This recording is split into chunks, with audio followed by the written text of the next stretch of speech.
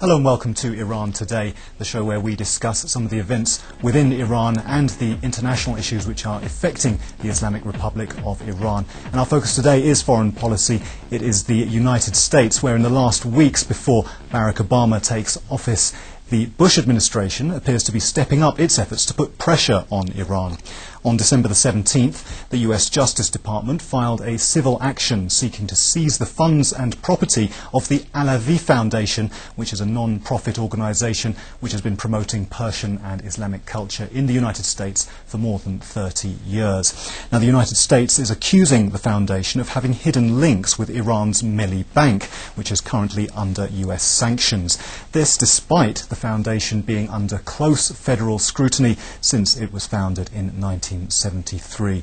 Now, on Iran Today, we'll be discussing the timing, the motivations and the possible implications of this latest move by the United States in the ongoing dispute with Iran over its nuclear program. Now, our guest today in the studio with us is Alireza Rezakhah, who is a senior fellow of the American Studies Group at the Qasar Institute. And on the phone, live from Torrance, California, is William Beeman, Professor of Anthropology at the University of Minnesota. I'd like to start off our discussion with Alireza Rezakhah. This move to take action against the Alavi Institute in New York, where do you think this fits into the whole issue of Iran-US relations at the moment? Okay, I just want to first talk about generally about Iran and U.S. relation right now, because we are seeing a new phase in this relation recently, and a lot of changes, at least in the speaking, has happened between the leaders of two countries, Iranian president and some of the Iranian officials, and as well American officials. So we have to expect a new phase in this relation and some changes.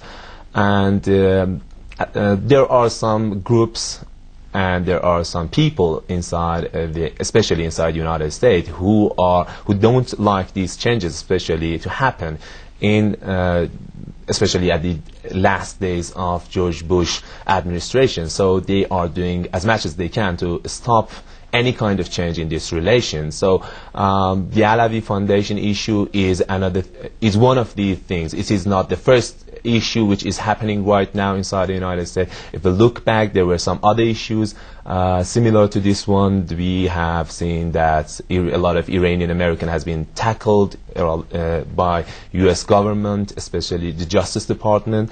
So I think it's some tactics being used by some of the people inside the U.S. administration, some of the U.S. officials, and these are not the whole. I mean, we cannot see it as a U.S. strategy right now toward Iran. There are some movements by some people who are influential. We have to have this in mind, that they are influential and they don't want to change. So that's what I can say about the Alavi issue right now. But about the whole issue, I mean, you can see a lot. It's an old play. I mean, we have the same things going on right now. The pressure, the talkings that U.S. administration right now have.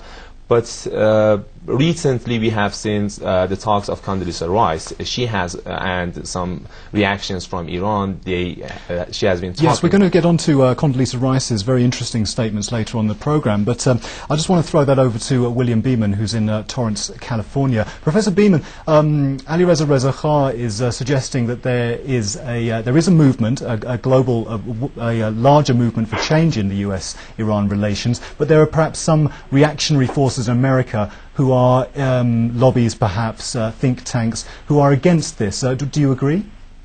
Absolutely. There's no question about it. The action against it isn't actually an action against the Alavi Foundation, although they're going to be damaged by this. It's an action against another entity, the so-called Asa Corporation, that owns part of the building from which the Alavi Foundation gets all of its funding for its educational programs.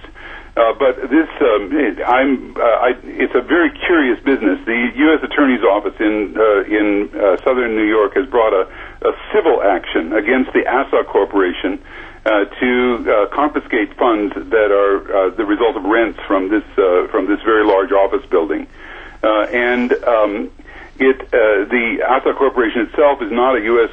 Entity. It is incorporated on the island of Jersey in the Channel Islands off of the coast of Great Britain, and it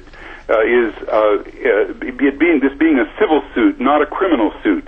It makes it an extremely strange kind of action, and it looks to me like the U.S. government is really straining very, very hard to try to damage one of the very, very few charitable entities that's been able to operate in the United States to improve U.S.-Iranian relations. The Alavi Foundation exclusively funds educational programs, especially Persian language programs, at U.S. universities.